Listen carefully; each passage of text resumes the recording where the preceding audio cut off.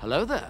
This is where the fun begins. What's up guys, Unofficial Star Wars here. Hope you're all doing well, and in this video we have a new reveal for the Ahsoka Disney Plus show. We're gonna go ahead and hop right on into it. In this video we are going to be taking a read from the direct article. I'll have their article linked in the description down below for you guys to check out there as well. As a read, Rosario Dawson has faced one particular specific challenge when training for Ahsoka's lightsabers duels. Lucasfilm's latest Disney Plus Star Wars show is packed with stunts and lightsaber action, most notably in episode 5 of where Ahsoka Tano had battled Hayden Christensen as Anakin Skywalker.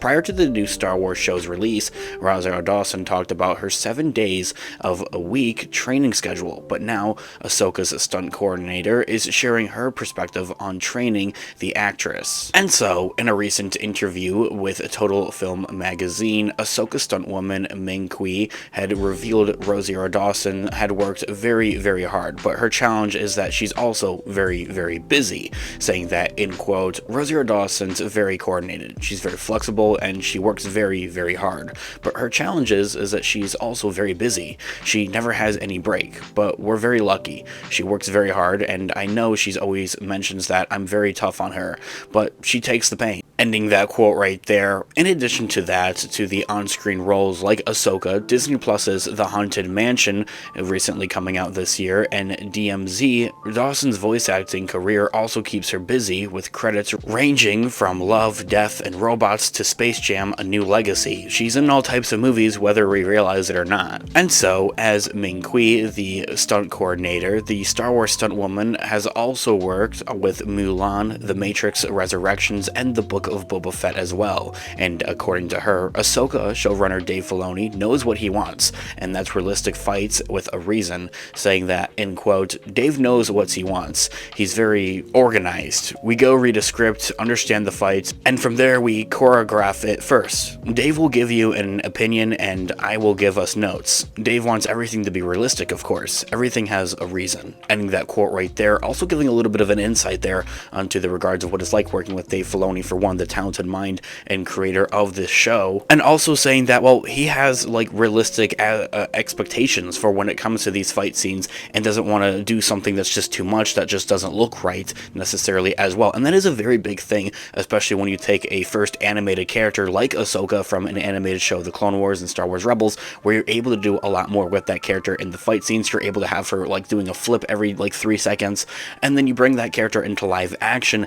That is something you can't necessarily pull off as much. And so of course Dave Filoni realizes that, and he respects it, and he works around it and still makes it work beautifully. The problem with realism, however, is that fights would be too short for a television show. Therefore, in addition to preparing a busy Rosario Dawson, Ming Kui had explained her job is to make fights realistic but interesting, of course, and determine how to make each fight different, saying that, in quote, Dave told me at the very beginning, I want you to look at Seven Samurai, but the tricky part is that the old samurai style, it's very realistic. It's like 1 strike, 1 kill, or 2 strikes, you're dead. For a fight scene, you cannot just do 1 strike, you're dead. You have to continue. So there's the part we needed to figure out on how to make it realistic, but of course interesting.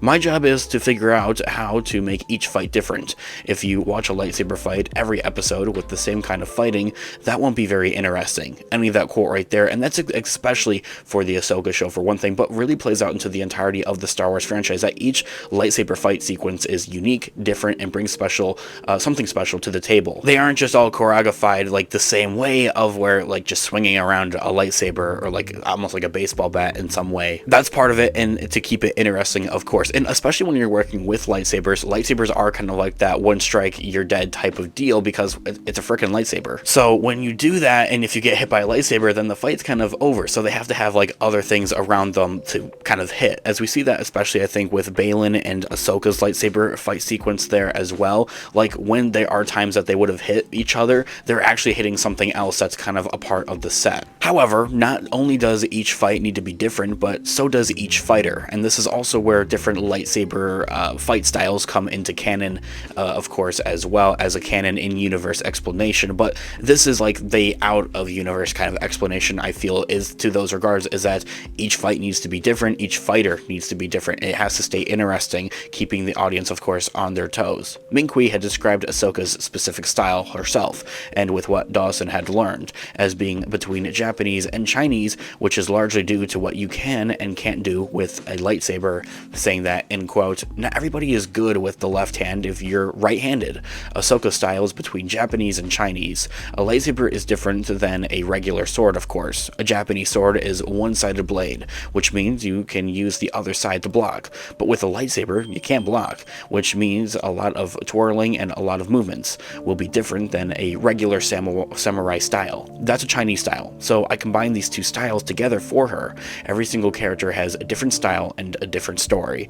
Ending that quote right there. And of course, I 100% agree with that. That's very true. And it's also very interesting to see how she takes that and adapts that into live action as well. Of course, Ahsoka's a pre-established character already, with her being in Clone Wars and Rebels, and with her fighting style is one thing that you're trying to translate into live action, but for another thing, in a way, you're almost kind of rewriting that fighting style for live action, so it's more realistic, of course. And so, this here all being said, since The Mandalorian had debuted on Disney Plus, Star Wars stunt performers and coordinators have received more and more attention, and rightly so. For instance, while Pedro Pascal is the voice and the occasional face of Din Djarin, stunt doubles like Lateef Crowder and Brendan Wayne are credited for Mando's swagger and skills in a fight. They're actually the ones that are in the suit just about 90% of the time, probably more, honestly.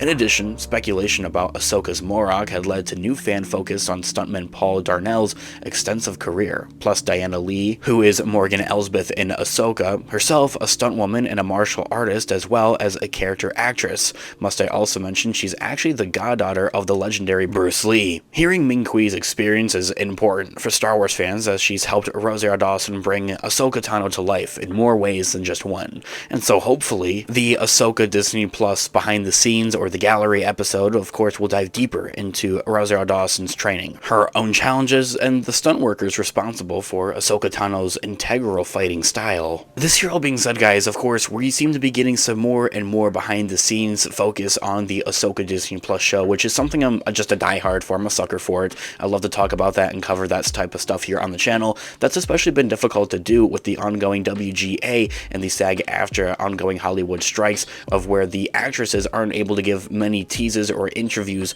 for the Ahsoka show. However, to see some more behind the scenes and interviews and reveals kind of seeping through the seams is very exciting, and we plan to cover more and more here on the channel. All the more reason to grab that subscribe button if you haven't already, guys. Of course, I would love to hear all of your thoughts and opinions in the comment section down below. What do you guys think about Ahsoka so far, into the regards of its behind the scenes, the fighting style, and everything of that? Into those regards, I would love to hear all of your thoughts and opinions in the comment section down below. Thanks so much for watching today's video. Of course, this has been Unofficial Star Wars. I'll catch you guys in the next one. Have a great one. May the Force be with you as always. Peace out.